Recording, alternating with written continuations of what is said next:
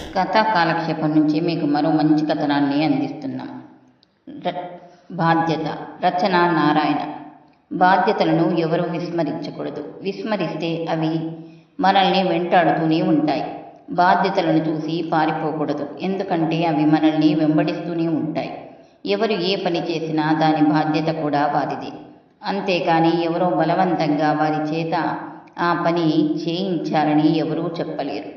ఎందుకంటే ఒకరు స్వేచ్ఛగా ఉన్నారని ఎవరు ఎవరిని బలవంత పెట్టలేరు.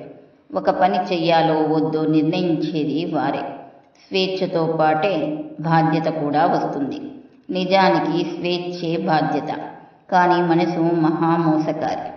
అది ఎప్పుడు దాని ఇష్టం వచ్చినట్లు వ్యాఖ్యానిస్తుంది. అలాగే అది ఎప్పుడు ఏది వినాలనుకుంటుందో ముందే నిర్ణయించుకొని దానినే వింటుంది. కానీ సత్యాన్ని అర్థం చేసుకునేందుకు ఎప్పుడూ